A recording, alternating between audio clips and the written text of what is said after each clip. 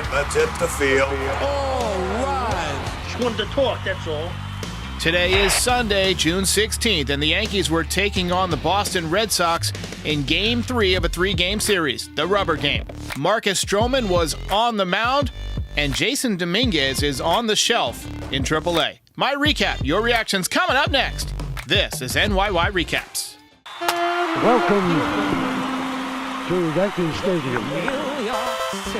Just when they thought I was out, they pull me back, kid. How's it going, everybody? Welcome back, and welcome to Terrence. Friggin' tough day to be a Yankees fan, TK. Jason Dominguez gets hurt. Yankees get blown out by the Red Sox again.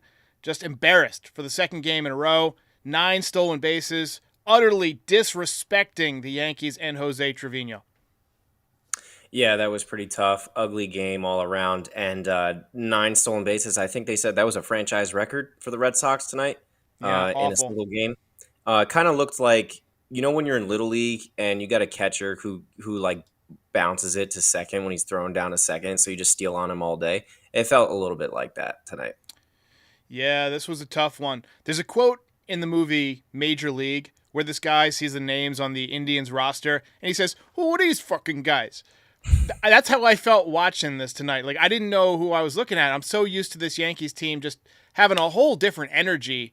And honestly, and I'll go out on a limb, this is the most like the 2023 team that this team has felt like this year, in my opinion. They just felt lethargic and just gross. I just didn't like it tonight. I just didn't like the energy.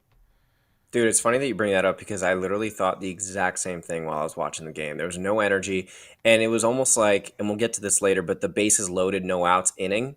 As soon as they didn't get a run in to tie that game in the inning, I immediately was like, they lost. Yeah, it was tough. Yeah. Let's get right to the elephant in the room, to Jason Dominguez, placed on the 7-day IL because of a checked swing. He felt something on his side, possibly an oblique. First place your mind goes is that oblique injuries take a long time to heal, sometimes 6 to 8 weeks. Sometimes it can be shorter, 3 or 4 weeks. But there's really no way to know. You don't know what pain is! So my initial response was that I feel bad for Jason, but I was also disappointed in Yankees fans who wasted absolutely zero time in saying, "Oh, Jason's injury prone." I mean, look, I'm not saying he will be injury prone or he won't be injury prone, but the fact that he's had 2 injuries in a year, it's definitely concerning, but that's not enough data to say that somebody is injury prone. It's too soon to make that kind of judgment. If he gets injured again next year and then, again the year after that, like Greg Bird, Clint Frazier, those guys were injury prone. It's too soon to say that Jason is injury prone. It's like if you landed in San Diego, right? And it rained for 2 days in a row, you might think, damn, this is a rainy ass city. But in reality, it doesn't get a ton of rainfall. So is it concerning as a fan? Sure. But let's hold off on labeling the kid injury prone until we have more data. Should also be noted that the Yankee system at large right now, not doing good in the injury department. They have 10 of their top 30 prospects on the injured list. And TK, I'm going to get your thoughts on Dominguez. I'm going to put some super chats up on the screen. Yeah, I mean, it's just tough to see he's injury prone crowd is a bit frustrating. I mean, he's literally 21 years old. Let's all relax a little bit. He's barely kind of been in his professional career, but like you said, it is concerning. Immediately my mind goes to maybe it's because of his build. This is a guy who is so compact and stocky that maybe it's worth considering he has to change his body a little bit. I don't know if that changes the way he is as a baseball player, but certainly Stanton has been healthier this season, shedding a little bit of that weight. So I don't know what your thoughts are on that, Derek, but I mean, when you look at the kid, he's literally he's like a square. He looks like one of those, he looks like a Minecraft character, like literally just a box. So that, and also a very sneaky, underrated, that sucks he's injured, is Everson Pereira. Not because we needed him, but because we wanted to trade him. And now you might still be able to trade him. You can still trade him, but I mean, you're definitely trading a little bit of a shot asset there because he's hurt. Teams are not going to give you as much as they're not going to value him as much as they would have if he wasn't. Because if you trade him to like the Oakland A's, he's playing this year. Yeah. You know what I did when I found out that Jason was going on the IL? I just went to sleep. I just wanted to be unconscious for a little while. I just wanted to disappear. I just wanted to be a ghost for a while. Yeah. And it just disappeared. Anyway, Judge went deep tonight. Orioles took 2 out of 3 from the Phillies. They're playing really good baseball. Any predictions on this series coming up? Because right now, the way the Yankees are playing and the way the Orioles are playing, it's not looking good. Yeah, they're gonna have to figure it out. The Orioles, I believe, won tonight. We lost, so they gained a game on us. So this is a big series coming up. Obviously, a sweep would be amazing. Whether that's realistic or not is probably not. I mean, I would be super happy with 2 out of 3. I think every Yankee fan would.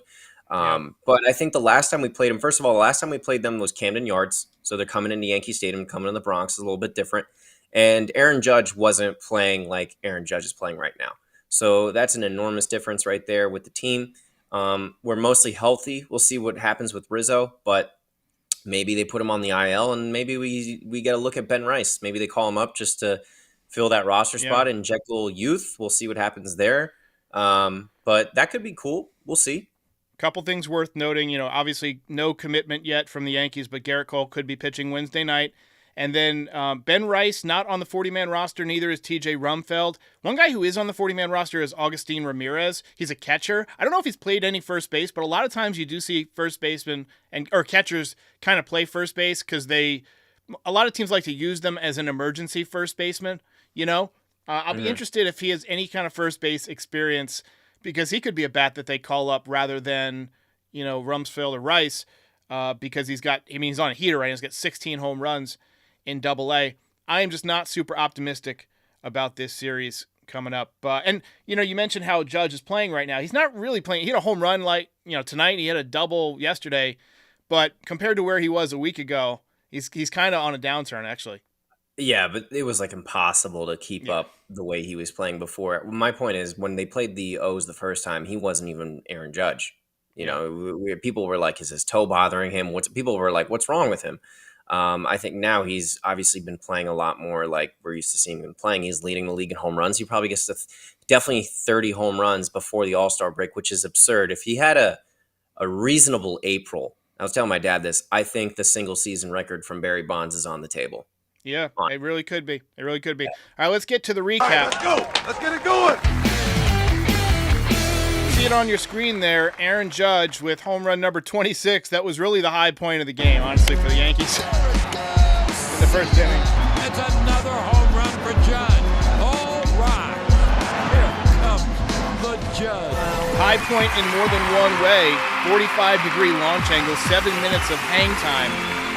One of the highest home runs you'll ever see. 26 home runs now for Aaron Judge. He had a micro slump where he struck out 6 times. I thought the swing looked better on the double yesterday. Home run today. Also had 3 strikeouts. But, don't be surprised if he goes off versus Baltimore. I think he's trending in the right direction. Like that 6 straight strikeouts, something was obviously off. But now he looks a little bit better. Boston bounced back for 3 runs in the bottom of the second. Another one in the bottom of the fifth. They were running wild on the bases tonight against Trevino. No respect.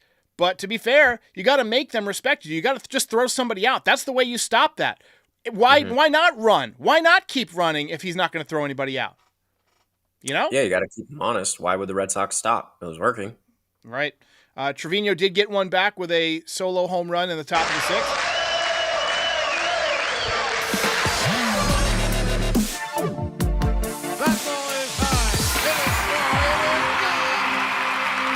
Hip Jose, long home run, but how concerned are you with how much the Red Sox exposed him tonight? It's a little concerning.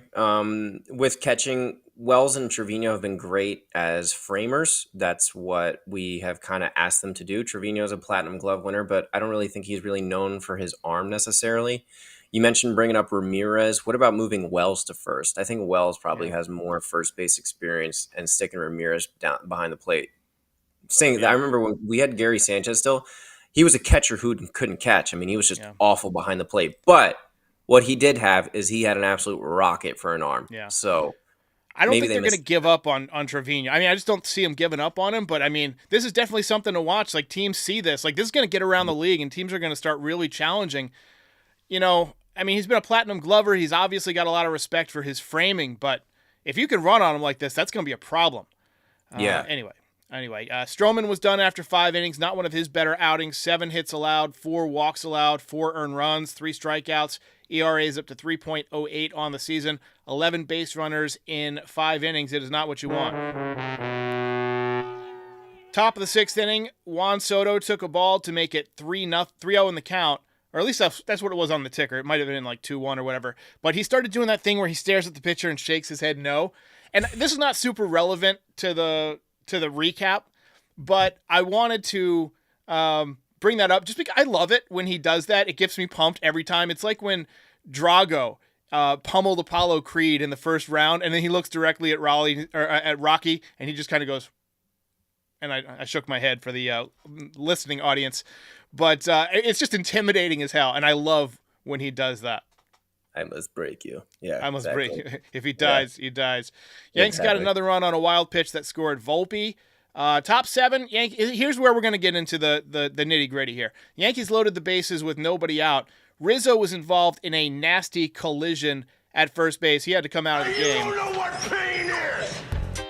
We'll find out how bad it is, but it looked like he landed on his wrist. I'd say it's possible that TJ Rumfeld or Ben Rice comes up. Also possible that they call up somebody else and just put DJ at first. I mean, there's a lot of scenarios here that the Yankees could look at if he has to go in the IL. Red Sox went to the bullpen, and this is what bothers me. Gleyber Torres gets up 3-0 in the count. 3-0 in the count. Bases loaded at Fenway. Best park in the league for right-handed hitters, right? You get a 3-0 meatball right down the middle, and he took it. You have to know that pitch is coming. They're not going to walk in the tying run. He's going to throw you a fastball. Took it, ended up striking out on a bad pitch, took 2 pitches right down the middle, and that inspired one of the greatest voicemails in the history of NYY Recaps. Oh my gosh, I hate Gleyber. I hate watching this guy. How is he in the lineup every night?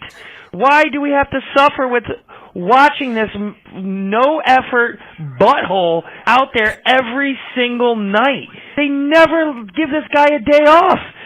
He's so bad. 3-0, bases loaded. Let me watch 2 strikes right down the middle and swing at a ball that doesn't even reach the plate. What a rally killer. What an absolute grounding into a double play, we would have scored a run and tied the game up. Gleyber is absolute dog water. We need to get this guy off the team immediately. He's been nothing but a cancer for years. He sucks. Get him out of here, please.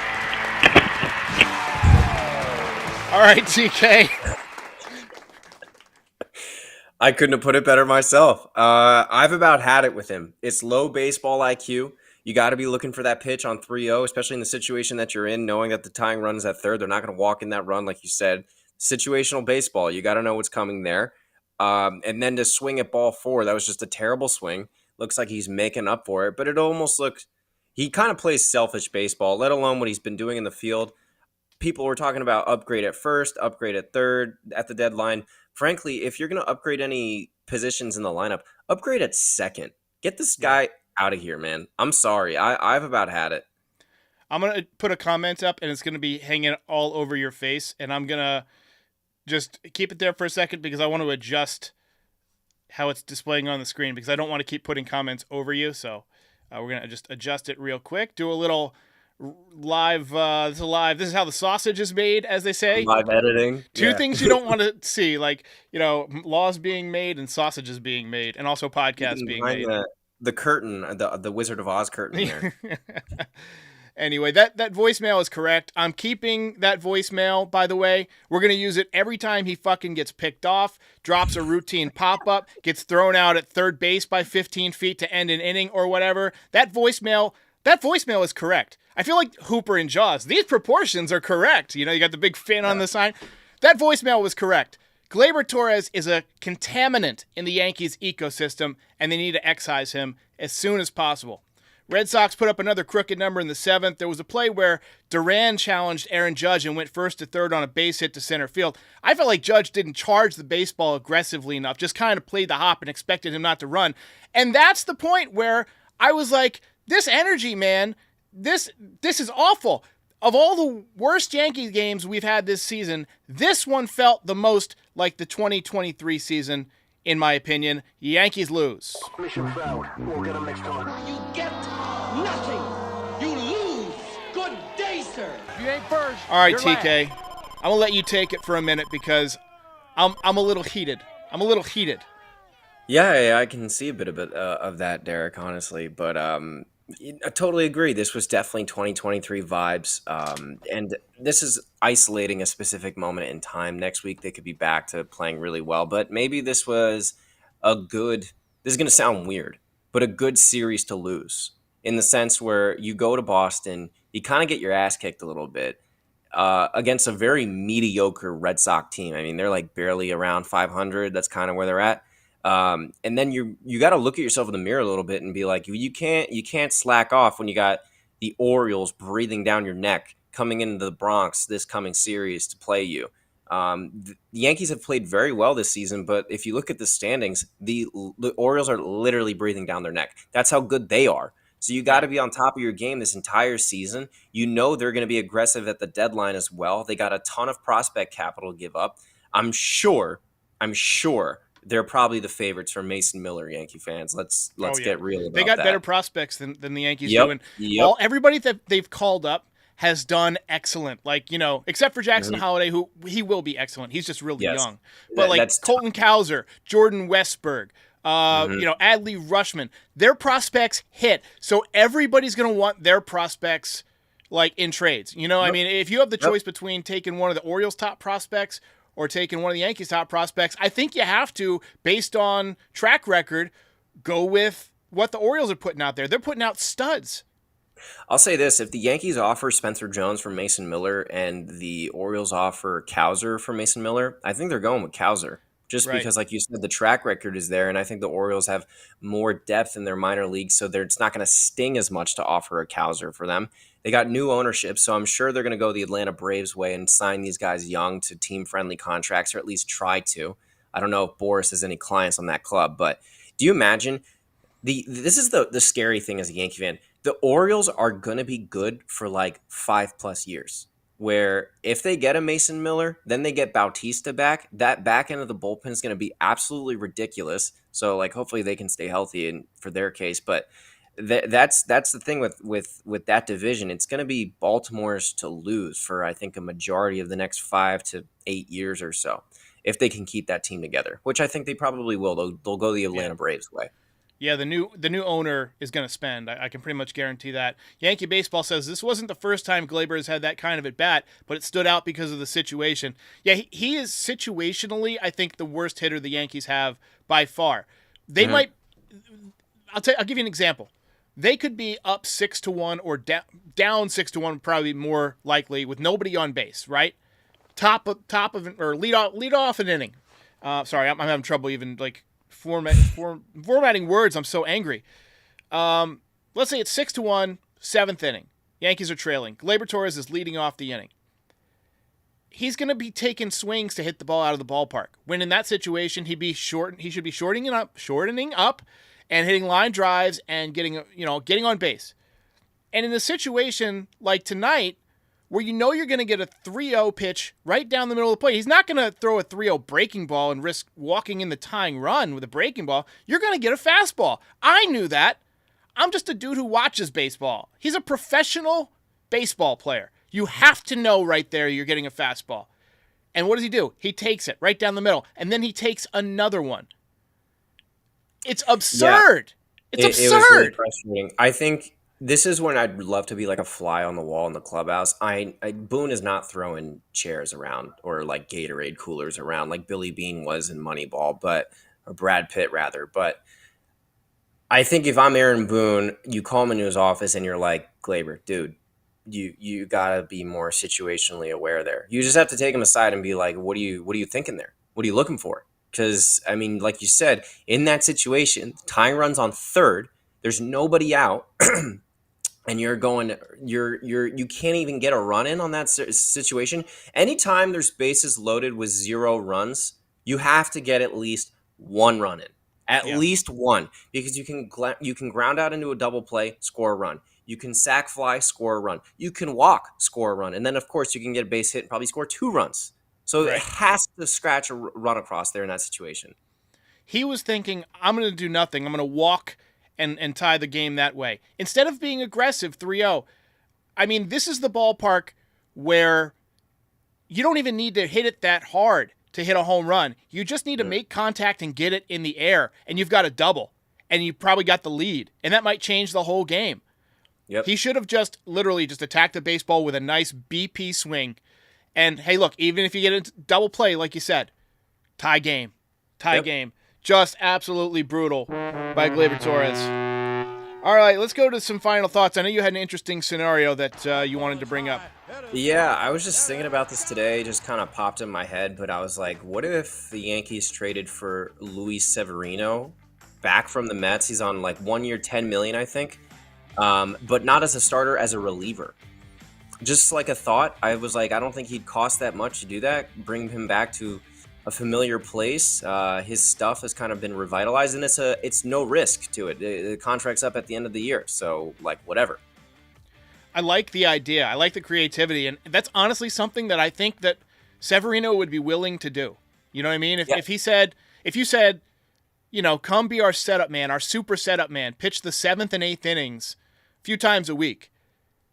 He was great out of the bullpen when he came back a couple years ago. Can we get TK some Yankees gear? Yeah, he got some Yankees gear. He's got some Yankees gear on right now. Come on, He's guys. almost always wearing Yankees gear or NYY Recaps gear. Come on. Yeah, come on. But yeah, totally. Did you see his press conference when he first signed with the Mets, and he was just like talking about he thought he was going to die a Yankee? Dude, I don't think he wanted to go to the Mets. Like that was the team that offered him the money, and he took it, and he went to the Mets. But I think definitely if they were like, come back to the Yankees, pitch out of the bullpen, because Severino, even when he was a starter, I always was like, this guy's got electric reliever stuff, because he only has really 2 pitches, and if he comes in and Matt Blake simplifies it for him, and he's just like, dude, just throw your heater and throw your slider, and that's it, I think he'd be a pretty good reliever, and he wouldn't cost a lot. Yeah. I mean, I'm all for it. I didn't even think of that. I didn't even consider it. But, yeah, I mean, maybe even this, you know, maybe even take over in the rotation for a little while. You know, you got Luis Gil, who's approaching that innings limit. You shut down Gil or send him to the bullpen for a little while just to keep him fresh. And then you flip-flop down the stretch, you know. Severino, I don't know what his inning situation is like because he didn't throw a lot of innings last year with the Yankees. He really hasn't thrown a lot of innings in a long time. So you got to figure at some point they could be doing the same thing with him that the Yankees are planning with Luis Gil, where you kind of shut him down. Yeah, it's just trying to be creative. I think that what's important at the trade deadline, you got to be creative with the way that you're trying to make because obviously you're not the only team that's going to be buying. With the extra wild card, a lot of teams are going to be buying, so you don't really know what's going to be available, how much is going to be available, and like you said, what we were talking about before, if it's Baltimore and us trying to trade for Mason Miller, I think Baltimore gets him. I also think that there is like some sort of Yankees bias where GMs are like, no, fuck you. Like you're the Yankees, you know? Yeah. So there is a bit of that. And I do think Baltimore is in desperate need for a closer as well. So they're going to be even more desperate to make that move. So you just got to kind of have to be creative in that way. And the Yankees have already proven, even taking Severino out of the equation, they've proven they can get some dude from the Milwaukee Brewers and turn him into like the next Clay Holmes. So I have confidence in Matt Blake and what they can do with bullpen arms. So let's take a look at Oswald Peraza, because I see a lot of people mentioning him as a possible replacement for Gleyber Torres. Hitting just 173 this year in 110 at-bats. He's 24 years old. He's no spring chicken anymore. It might be one of those cases where he's a defensive whiz but never quite develops the bat to hit major league pitching. They're probably trying to work out something in AAA right now, and he's struggling to make the adjustment. That would be my guess as to why he's not performing. When you're at AAA, a lot of people forget this, that you're down there trying to learn and improve on stuff to get to the major league. Sometimes that means like eliminating a leg kick. Remember, he went to a toe tap. You know, there are things that they might be trying to change, and that could be why he's struggling. But the fact that he's struggling, if we see him start to get hot, maybe that means that whatever change he's going with is working. If he gets hot, maybe he's a call-up option. Second base. Yeah, I get, like, what's the difference, I guess, with Torres at this point? He's a better glove than Gleyber Torres. I can confidently say that. With the bat, you probably lose a little bit of pop, but offensively, is there really going to be that much of a difference at this point? And why not try it? Because at this point, he's nearing that Miguel Andujar, Clint Frazier kind of shot asset territory where you didn't trade him and you kind of let him rot in the minor leagues, and then you ended up losing him for nothing. So might as well play him. Why not? Yeah. All right, ladies and gentlemen. Last time I cut off TK as he was trying to give a shout out to his alma mater. Yes. I had already hit the button, so I'm going to let you wrap up your final thought, and then I will hit the button. Yeah, they're just